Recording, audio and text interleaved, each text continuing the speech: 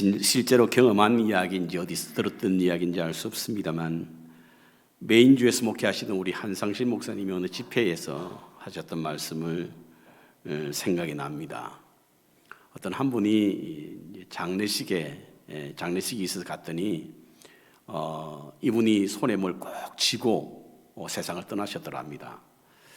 그래서 뭘 쥐고 있나라고 그 손을 펴보았더니 그 안에 화투장 한 장이 들어있더랍니다.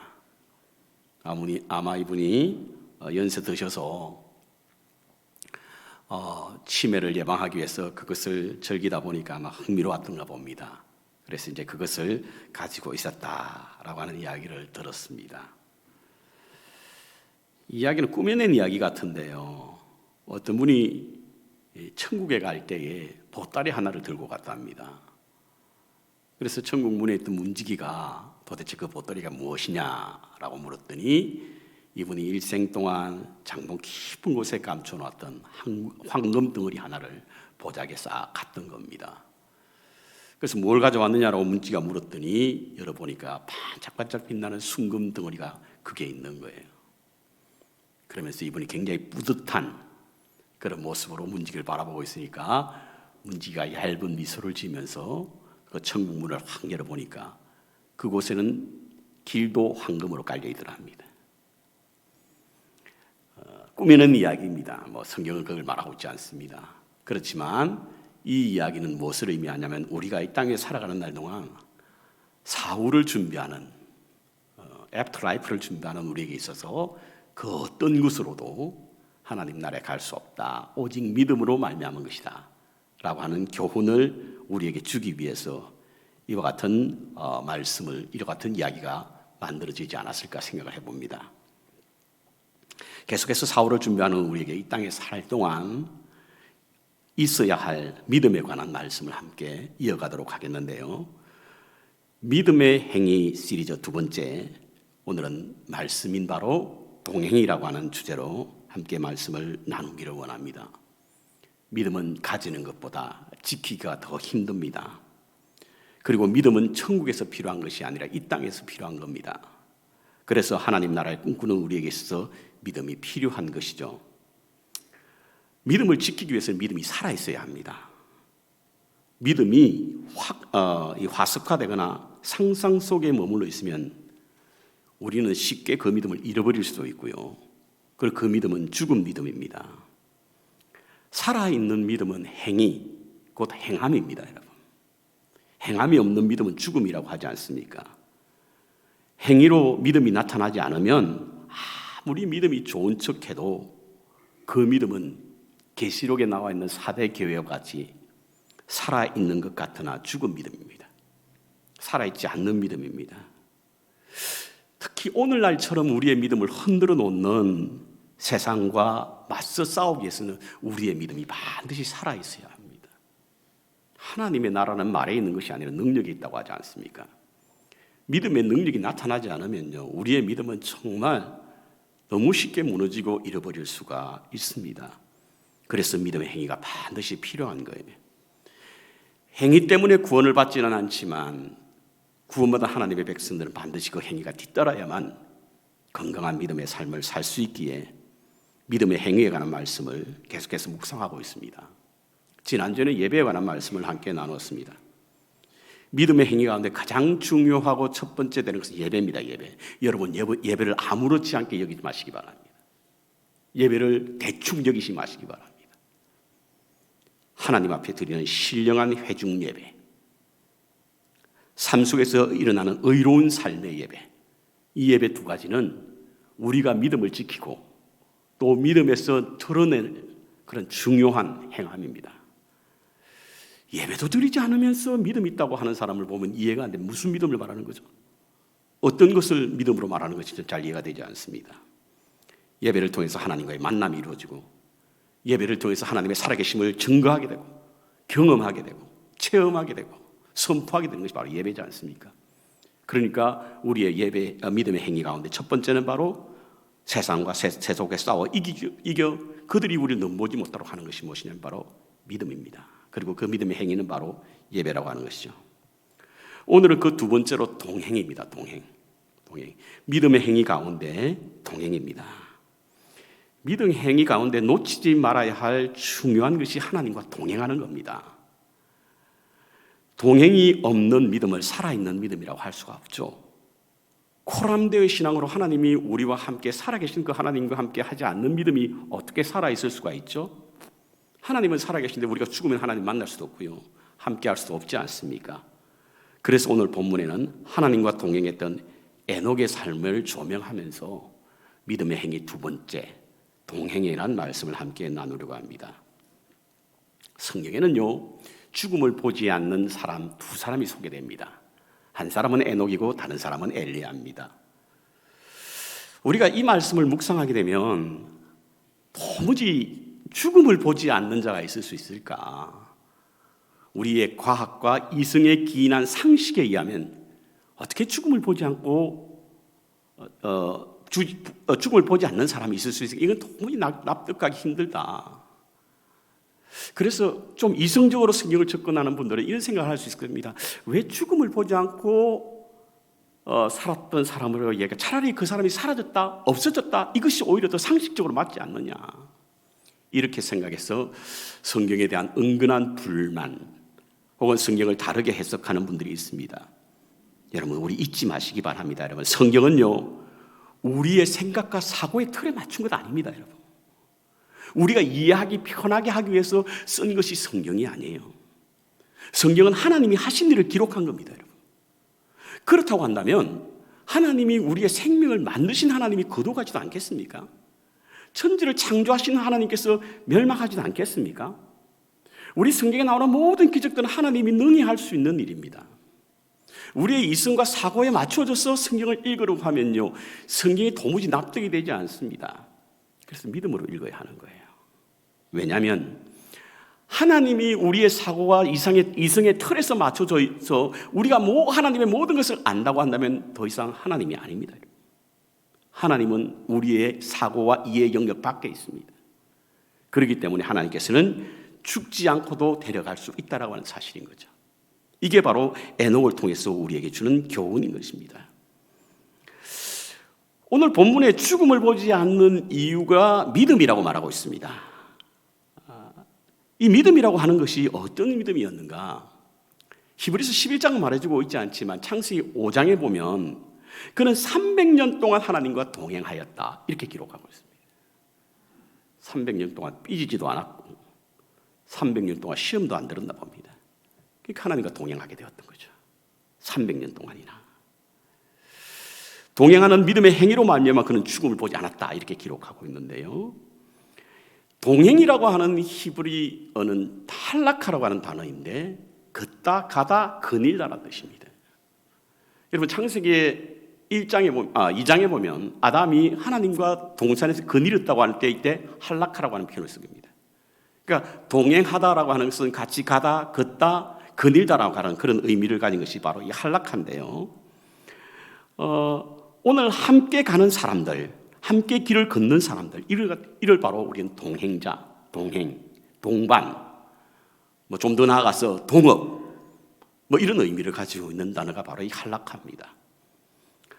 성경에는 그의 동행한 이력에 대해서 기록하고 있지 않습니다. 그가 어떻게 동행하게 되었을까에 대한 말씀이 없어요. 그냥 동행했다라고 표현되어 있습니다. 그런데 우리가 일반적으로 어떤 사람이 동행하는 사람일까라고 하는 것을 비추어서 에녹이 하나님과 동행했다라고 여기게 된다고 한다면 그 첫 번째 동행했던 것은 바로 마음이 일치가 되었다는 뜻입니다. 함께 동행하는 사람이 어떤 사람이에요?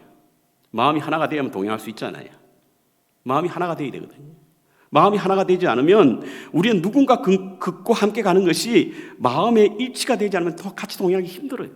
함께하기 힘듭니다, 여러분. 마음이 하나가 되지 않으면 동행하다가도 중간에서 포기하게 됩니다. 그래서 함께할 수 없어요. 부부가 결혼을 해서 동반자로 살지 않습니까? 근데 서로 갈라서는 이유가 어디 있습니까? 마음의 일치가 되지 않기 때문에. 아무리 노력하고 인내하고 기다리고 참아도 차마 하나가 되지 못해서 같은 방향으로 함께 동행하지 못하면 헤어지게 되어 있는 거예요. 마찬가지입니다, 여러분. 우리가 동행한다라고 하는 의미는 바로 마음이 하나가 되었다, 일치가 되었다라고 하는 의미입니다. 간혹은 우리 성도님들 가운데 여행을 갔다가 돌아와서 오히려 관계가 서먹해지는 경우가 있어요. 왜죠? 마음이 하나가 되지 않은 거예요. 어떤 분은 이것 하자 그러는데 이분은 저것 하자 그러네요. 아무리 노력을 해도 일치가 되지 않습니다. 그때는 오히려 그 여행, 동행하는 그 여행이 오히려 그 관계를 더 벌어지게 하고 있거든요. 동행하는 일이 결코 쉽지 않습니다, 여러분. 어려운 일이죠. 저희 교우 가운데 한 권사님도 크로스컨트리 여행을 위해서 이제 떠났다고 하지 않습니까? 한 달간 계획으로 떠나셨다고 합니다. 근데 이제 이곳저곳 여행을 하시다가 어느 주에 관광 안내소에 들어가서 그곳에서 이제 여러 가지 인포메이션 정보를 얻기 위해서 그곳에 들어가서 안내를 받기 위해서 들어갔다고 합니다. 안내해 주는 사람이 묻더래요. 어디서 왔느냐고. 뉴욕에서 왔습니다. 얼마 되었냐고. 한 15일 됐습니다. 그러니까 아직도 한 번도 안 싸웠냐고 그러더랍니다. 동행하기 힘들어요. 의견 일치를 보기 힘들기 때문에. 그래서 오래 여행을 하다 보면 그 의견이 달리지게 되죠. 오늘 에녹이 하나님과 동행했다고 하는 것은 하나가 되었다는 뜻입니다. 하나님과 하나가 되었다는 것이. 그것은 하나님의 마음에 맞았다고 하는 뜻입니다. 맞았다. 하나님의 마음에 맞았기 때문에 그는 하나님과 동행할 수 있었고, 그리고 마음이 일치가 되기 때문에 하나님과 함께 할 수 있다는 것이죠. 여러분, 왜 우리가 하나님과 함께 동행하지 못하죠? 마음이 맞지 않기 때문이잖아요. 왜 마음이 맞지 않습니까, 여러분? 하나님을 내 마음에 맞추려고요. 기분 나빠서 교회 안 나오겠다는 거예요. 왜 교회가 그분의 기분을 맞춰야죠? 여러분, 하나님은 여러분이 기분을 맞추는 분이 아니세요. 우리가 하나님의 기분에 맞춰야 하지 않습니까? 미신과 신앙의 차이가 뭐죠? 미신은요, 신을 바꾸려고 하는 것이고 신앙은 나를 바꾸는 것입니다. 우리가 하나님과 동행하지 못하는 이유는 자꾸 하나님을 바꾸려고 해요. 내 뜻대로 내 마음대로 움직여주길 기다리지 않습니까? 하나님이 바뀌시는 분이세요. 그러니까 하나님을 떠나는 거예요. 동행하지 못하는 것입니다. 우리가 우리를 바꾸려고 하는 노력이 필요합니다. 왜? 하나님과 마음이 합하여지기 위해서. 에녹이 하나님과 동행할 수 있었던 것은 바로 하나님의 마음과 그의 마음이 일치했기 때문인 것입니다. 그것이 바로 하나님과 동행할 수 있게 되었던 것이고, 자기를 변화시키려는 끊임없는 노력을 통해서 하나님의 마음에 합한 자가 되어 하나님과 함께 동행할 수 있었던 것입니다. 두 번째는 바로 마음에 공유가 있었기 때문에 하나님과 동행할 수 있어요. 마음에 공유가 있었기 때문에, 마음을 나눔이 있었기 때문에. 여러분, 누군가 함께 길을 가다가 동행하는 이유가 어디에 있습니까? 바로 함께하면 기쁨이 있기 때문이거든요. 함께하면 서로 위로가 되기 때문입니다. 그래서 함께하는 것입니다. 함께 기쁨을 나누고 함께 위로를 받기 위해서 어떻게 되죠? 마음의 문을 열어야 하는 거예요. 꼭꼭 닫은 채에 마음의 공유가 될 수가 없습니다. 그곳에서 무슨 위로가 있고 기쁨이 있을 수 있겠습니까? 오늘 본문 5절에 보면 그는 하나님을 기쁘시게 하는 자라고 하는 증거를 받았대요. 무엇을 통해서? 마음의 공유를 통해서. 우리가 하나님과 내 마음을 나누기 때문에 하나님은 크게 기뻐하십니다. 우리에게 큰 위로가 되는 거예요. 그래서 동행할 수 있는 것입니다. 그런데 베일에 가려진 사람이 있어요. 베일에 가려진 사람. 저 사람이 도대체 무슨 생각을 하고 있는지 알 수가 없어요. 꾹꾹 잠그고 있는 분들이 있습니다. 자신의 이야기는 전혀 하지 않고 대충 얼버무리고 다른 사람의 이야기만 들으려 하는 분들은 그 마음에 공유가 없기 때문에 이웃은 될지 몰라도 길벗은 될 수가 없습니다. 동행자는 될 수가 없어요. 저는 너무 주책스럽게 제 마음을 자꾸 열어서 목회자로서의 신비감이 좀 떨어진다라는 이야기를 듣습니다. 목사님이 너무 가볍다. 너무 이야기를 자주 한다. 뭐 여러분들만 생각하는 우리 딸도 그렇게 생각합니다. 아빠 너무 주책스럽게 그런 이야기 하지 마요. 심지어 제 전화기도 막 들어보면서 다 봐 그런다고. 그거 하면 안 된다며요. 우리 딸 전화기를 한번 빌려가서 보다가 큰일 날 뻔했습니다. 혼났습니다. 왜 보냐고. 프라이버시가 있다는 거예요. 근데 저는 믿음 생활 해오면서 그렇게 공유하는 것이 습관이 되어서 그런지 뭐 주책스럽게 말을 거짓말입니다. 왜? 서로 교감을 위해서, 서로 공유하며 함께 가기 위해서, 동행하기 위해서. 그렇습니다, 여러분. 함께 하기 위해서는 반드시 우리의 마음이 열려 있어야 합니다. 공유해야 합니다, 여러분. 특별히 하나님과의 관계에서 말입니다. 하나님께 감출 것이 뭐가 있어요? 물론 자신의 마음을 닫는 사람들은 이유가 있습니다. 자칫 잘못했다가 마음의 상처를 받을까 봐서. 기쁜 일이 있을 때는 함께 기뻐하는 것이 아니라 시기하고 질투할까 봐. 슬픈 일이 있을 때는 함께 슬퍼하는 것이 아니라 비아냥거리고 비웃을까 봐 못하는 경우가 있어요. 하나님 앞에 그럴 이유가 없지 않습니까, 여러분? 여러분, 하나님 앞에 우리가 기뻐한다고 하나님은 어떻게 하시면 더 기뻐하시는 거죠. 하나님이 슬퍼하시면 우리를 위해서 울고 계시는 분이 하나님이시지 않습니까? 하나님과 동행하는 방법 중에 하나가 바로 이와 같은 동행의 조건이 바로 마음을 공유하는 겁니다. 에녹의 이야기가 성경에는 짧게 나와 있지만 에녹을 좀 더 이해하기 위해서는 외경이라고 하는 에녹스를 읽을 필요가 있습니다. 성경에는 정경이 있고 외경이 있고 위경이 있거든요. 우리 정경은 66권으로 우리는 그것을 텍스트로 얘기하면서 성경을 읽습니다. 그런데 성경에서 말해주지 않는 것들이 외경이나 위경이 있고 그 중에 하나가 바로 에녹입니다. 에녹스를 읽어보면 에녹은 어떤 사람이었는가? 인류에게 첫 번째로 그를 알았던 사람이다, 이렇게 기록되어 있습니다. 그러니까 에녹은 늘 천사와 교감하고 동행함으로 말미암아 서로의 마음을 주고받았다는 거예요. 나누었다는 겁니다. 그러기에 그는 하나님과 동행할 수 있었다라고 하는 사실인 것이죠. 그렇다고 한다면 마음을 열 수 있는 사람이 어떤 사람인가? 신뢰할 수 있는 사람이 마음의 문을 열 수 있어요. 하나님을 신뢰하면 마음의 문이 열립니다. 이웃을 신뢰하면 이웃에게 마음의 문을 엽니다. 신뢰하지 못하면 마음의 문을 열지 않지 않습니까, 여러분? 신뢰감이 없으면 자신의 좀처럼 그 마음의 문을 열지 않는 것입니다. 에녹이 하나님과 동행할 수 있었다는 것은 그 마음을 열고 공유했기 때문인데 그것은 바로 하나님에 대한 신뢰가 있었기 때문인 것이죠. 이와 같이 그는 하나님의 마음과 일치했고 그의 마음을 공유했습니다. 그래서 하나님과 동행했죠. 그런데 하나님과 마음이 일치하고 하나님과 마음을 공유했는데 그의 삶은 어떠했는지 우리는 잘 알지 못합니다. 어떤 삶을 살았던 사람일까?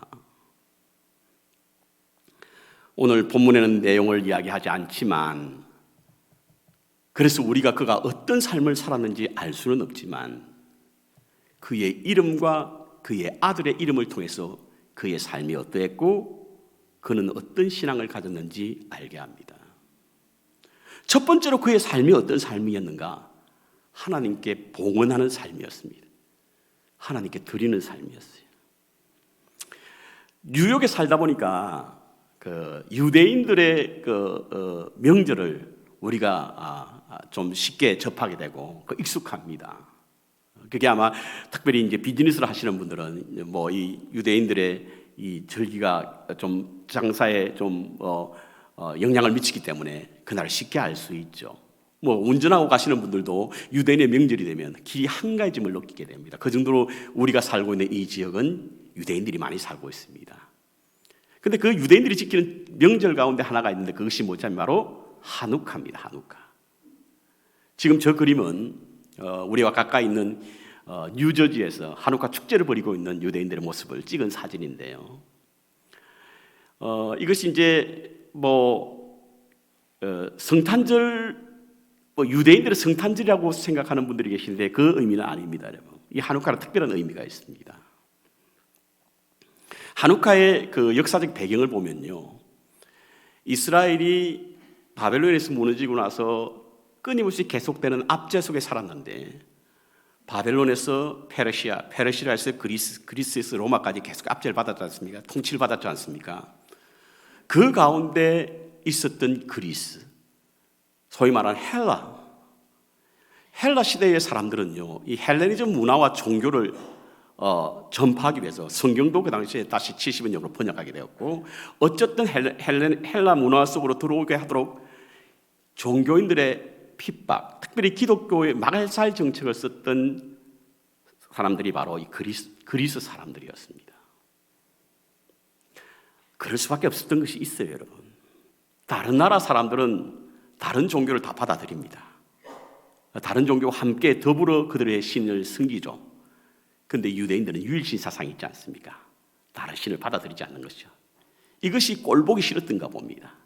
그래서 안티오쿠스 4세는 성전을 훼손하는 종교 말살 정책을 펼치면서 성전을 훼손하는 일을 벌였는데, 이와 같은 일들을 하기 위해서 성전에 불결한 돼지를 우상 제물로 여기게 됐고, 제우스 신상을 그곳에 세워놓고, 이렇게 해서 유대인들의 영적인 신앙을 자극하기 시작한 겁니다. 이와 같은 때에 그들은 자신의 신앙 회복 운동을 했던 것이 무엇이냐면 바로 마카오, 외경에 나오는 마카오 형제의 혁명을 통해서 그곳이 성전이 회복이 되었는데, 잠시 그리스의 통치를 받다가 독립한 적이 있었는데, 마카오 형제에서 독립했던 그때의 그 날을 기념하는 것이 바로 하누카입니다. 그런데 이 하누카라는 이름이 바로 에녹입니다. 에녹이 하누카예요. 우리는 성경을 그 이름을 통해서 그 사람이 어떤 삶을 살았는가에 대해서 알고, 물론 이름대로 다 살지는 않습니다, 여러분. 이름은 훌륭하지만 그렇지 않은 사람들이 있잖아요. 그런데 에녹이 살았던 시대가 예를 들어서 BC 한 3,500년경이라고 한다면, 하누카라고 하는 게 BC 164년이었으니까 무려 3,500년 동안 에녹이 어떤 삶을 살았는가에 대해서 기록하고 있는 것이 바로 이스라엘 사람들에 의해서 전해지고 있는 것이 뭐냐면, 그의 삶은 봉헌, 희생, 드림의 삶이었다는 거예요. 그래서 그들은 성전을 회복하고 난 이후에 봉헌하는 마음으로 하누카, 곧 에녹의 이름을 빌려서 그렇게 그 명절을 지키게 되는 겁니다. 그의 삶이 어떠했는가를 알게 하는 겁니다. 그 후손들은 에녹의 삶을 통해서 그는 드리는 삶을 살았다고 하는 게 아니에요. 희생의 삶을 살았다는 겁니다. 헌신의 삶을 살았다고 하는 겁니다. 신앙의 삶은 드림의 삶입니다, 여러분. 신앙은 드림이에요. 그리고 그 드림은 바로 빼앗기는 것이 아니라 맡기는 겁니다. 우리는 흔히 헌금을 하라 그러면 교회가 내 돈을 뺏어가네, 생각할 수 있는지 몰라도, 여러분들이 작은 어떤 것 하나도 예배에 시간을 들여, 몸을 들여, 헌금을 들여, 이것은 바로 하나님 앞에 우리의 인생을 맡기는 거예요. 우리의 삶을 맡기는 겁니다. 그것이 바로 신앙이에요. 이것이 바로 하나님 앞에 드리는 온전한 우리의 삶인 것입니다. 하나님 맡겨주십시오. 맡김을 통해서 동행이 가능하기 때문에 그렇습니다. 잠언서 보십시오. 너의 행사를 여호와께 맡기라. 그리하면 너희의 경영하는 것을 이루게 될 것이다. 우리의 행위를 하나님께 맡기십시오. 드리십시오. 봉헌하십시오. 하나님이 책임져 주신다는 이야기예요. 간혹 이 집사람이 이제 운전을 하게 되면 제가 옆에서 타고 있습니다. 근데 제가 운전하는 것보다 훨씬 더 피곤해요. 막 긴장이 돼가지고 끝나고 나면 어깨가 막 근육이 그냥 마비가 되고 말이죠. 아주 피곤합니다. 왜죠? 아마 여기 계신 분들도 비슷한 경험을 하셨을 겁니다. 맡기지 못하기 때문에. 죽이 되든 밥이 되든 알아서 해. 그러고 옆에 자면 괜찮은데 맡기지 못하는 거예요. 우리 인생도 하나님 앞에 맡기지 못하는 것 아닙니까, 여러분? 그러니까 우리가 드림의 삶을 살지 못하는 것 아니겠습니까? 신앙생활은 나의 삶을 바치는 곳 드림입니다, 여러분. 맡기는 겁니다.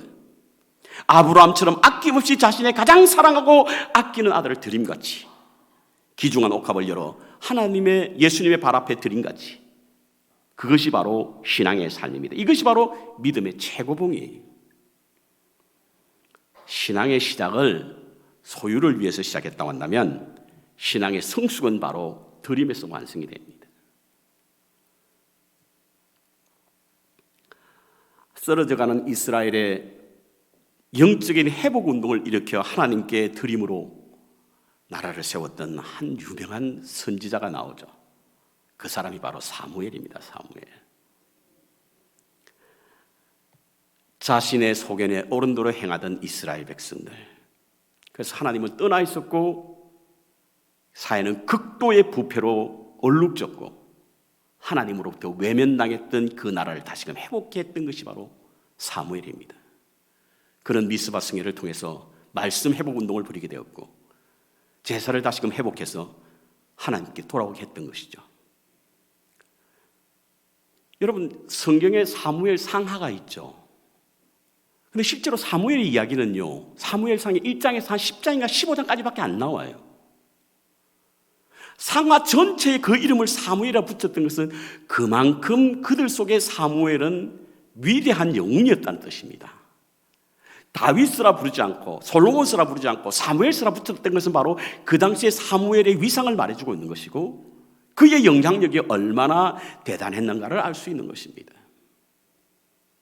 그런데요, 사무엘이 어떤 사람입니까, 여러분?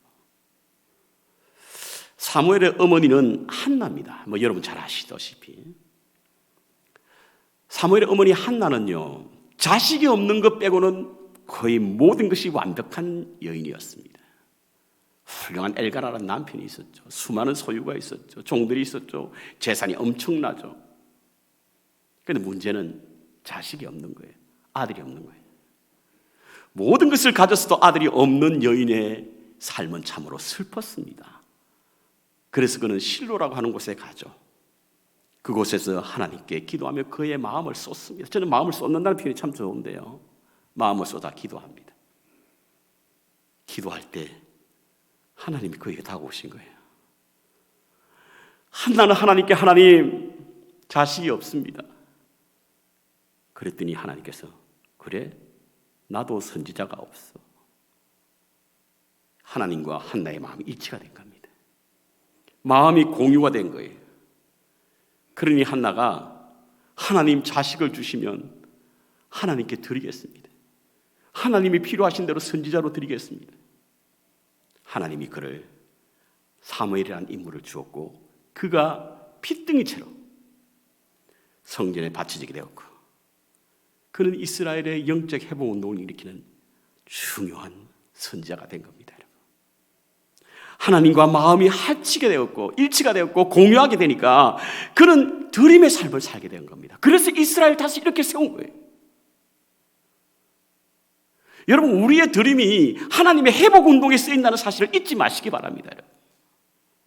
우리는 사명자로 이 땅에 살아가는 것이 하나님의 나라를 재건시키기 위하여 우리를 부르시고 우리가 하나님 앞에 진정한 우리의 삶을 드리게 될 때 하나님께서는 하나님의 나라를 회복하기 위하여 우리를 사용하신다는 것을 잊지 마시길 바랍니다. 그것이 우리가 있는 이유입니다, 여러분. 그것이 하나님이 우리를 부르신 이유인 것입니다. 그렇습니다, 여러분. 하나님 앞에 드림으로 하나님께서 그를 통하여 이스라엘을 다시 살리신 것입니다. 그래서 하나님께서 이 시간도 하나님과 동행하기 위해서는 하나님에게 드려지는 삶, 맡기는 삶, 하나님께 우리의 책임을 맡기는 삶, 우리의 삶의 미래를 맡기는 삶을 통해서 우리는 하나님과 동행할 수 있습니다.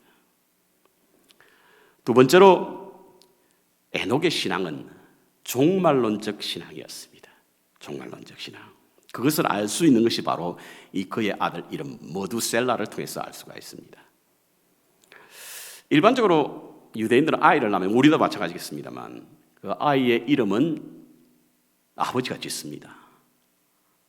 그런데 이 에녹이 그의 아들의 이름을 지으면서 머두셀라라고 하는 이름을 지었는데요. 우리는 머두셀라가 가장 오래 인류 가운데 가장 오래 산 사람으로 기억하고 있죠. 969세까지 살았다고 그러죠. 근데 그것보다 더 중요한 것은 그의 이름입니다. 산 날보다 더 중요한 게 그의 이름이에요. 머두셀라라고 하는 이 머두라고 하는 말은 사람이라는 뜻이고 셀라라고 하는 것은 무기라는 뜻입니다. 무기를 가진 자, 그의 이름을 그렇게 붙인 거예요. 왜 이와 같은 이름의 의미가 바로 종말론적 신앙을 갖게 되었다는 것을 알게 하느냐? 고대 설화는요, 어떤 한 성에는 군인들이 무기를 들고 지키고 있습니다. 그런데 그 군인이 죽게 되면 그 성은 멸망하게 되어 있어요. 머두셀라라고 하는 이름을 붙이면서 머두셀라의 이 이름의 어원이 무엇이냐면 멸망받고 심판받을 것이다 라고 하는 의미인데,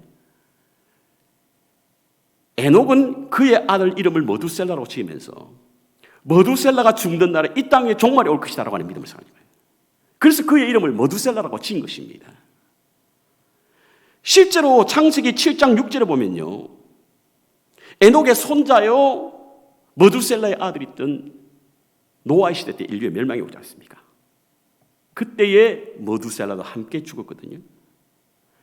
이 말의 의미는 뭐냐면, 에녹은 항상 하나님과 동행할 수 있었던 것은 하나님께서 이 땅에 심판자로 오실 것이라고 하는 종말론적 신앙이 있었기 때문에 그는 하나님과 동행할 수 있었던 거예요.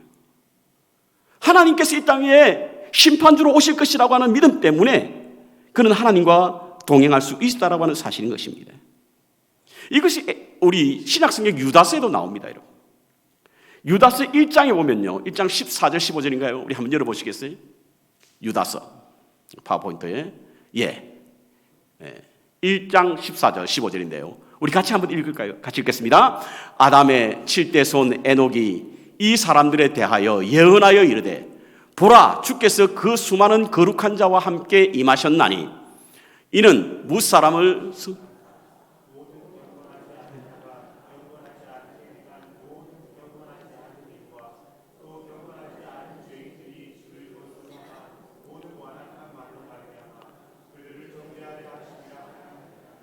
유다서에 이렇게 기록되어 있습니다.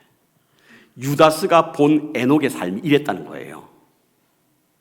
유다서가 에녹을 기억할 때, 가르침을 받았을 때 그는 항상 그 마음속에 종말론적 신앙을 가지고 그는 살게 되었다라고 하는 사실을 말하고 있습니다. 우리는 이 종말론적인 신앙을 말할 때 좀 경계심이 가져지죠. 왜냐하면 이건 이단의 특급품이기 때문에 그렇습니다. 2단인지 3단인지 5단인지 모르는 사람들은요, 우리하고 비슷합니다. 비슷해요. 그래서 흔히 2단이란 말의 뜻이 끝이 다르다라는 뜻에서 2단이라고 말하는데, 2단들은 우리가 쓰는 성경도 같이 써요. 우리가 드리는 예배도 비슷합니다. 조직도 비슷해요. 구성도 비슷합니다. 뭐가 다르죠? 기독교의 핵심이 다릅니다. 그 중에 하나가 바로 종말론적 신앙입니다. 그들은 하나님의 때가 정해져 있는데 그것을 우리가 알 수 있다라고 하는 신앙으로 시한부 종말론을 주장합니다. 그래서 언제 주님이 이 땅 위에 심판주로 오실 것이라고 하는 그런 생각을 갖고 가르칩니다. 그래서 사람들을 현혹하고 미혹합니다. 그들의 뜻대로, 그들의 주장대로 그들을 모읍니다. 신천지가 구천지가 하는 데는요, 14만 4천 미라고 하는 것이 10년 전에도 14만 4천 명이 거의 찼다 했는데 아직까지도 거의 찼대요. 그러면서 사람들을 현혹하고 미혹합니다. 곧 문이 닫힐 것 같으니 우리한테 오라는 거예요. 그래서 우리는 거기에 현혹되어서 넘어질 때가 많습니다. 성경에는요, 어디에도 주님이 다시 오실 것이라고 하는 약속의 말씀이 있지 않습니다. 아무도 모른다고 했어요. 심지어 예수님도 모른다고 하셨습니다. 근데 우리 인간은 약하잖아요. 연약하지 않습니까? 미래 불안한 그런 심정을 가지고 살고 있죠. 그러다 보니까 자꾸 그 날에 대한 관심이 많아지는 거예요. 그러다 보니까 복음에 어떤 그 비슷한 이야기만 나오면 자기 마음대로 해석을 해서 그렇게 말을 하며 사람들을 현혹합니다. 땅끝까지 복음이 이르렀을 때 그때야 비로소 주님이 오실 것이다. 이 말씀을 가지고 자기 마음대로 해석하는 거예요. 그것을 정말 땅끝까지 복음이라고 해석하는 사람들도 있고요. 이스라엘의 회복운동이라고 말하는 사람도 있고요. 다시 에덴으로 돌아가는 그때를 말하는 사람들도 있습니다. 그러니까 여러 가지 해석들이 가능해요. 왜 이와 같은 해석이 가능하죠? 인간에게는 바로 그 날을 알고자 하는 욕망이 있거든요. 그 욕망을 채우는 것이 바로 이단입니다. 근데 기독교는 그렇게 가르치고 있지 않아요. 알 수 없다는 겁니다. 왜 알 수 없다고 하는데 자꾸 알려고 해요?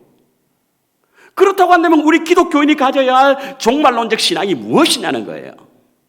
그것은 바로 오늘 이 시간에 주님이 임하셔도 부끄러움이 없는 자로 사는 것이 바로 종말론적 신앙입니다.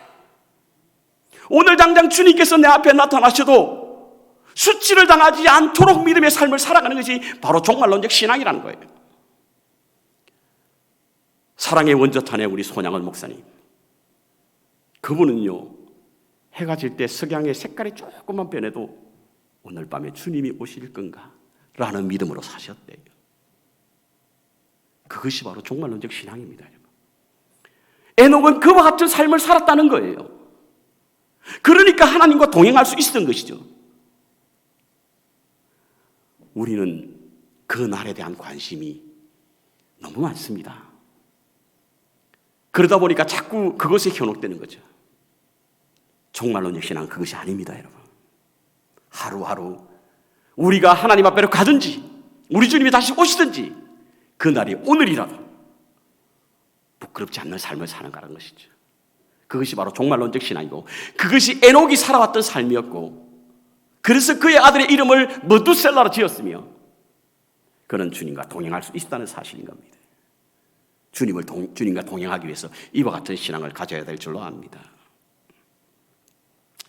창세기 5장에 보면요, 아담의 계보가 나옵니다.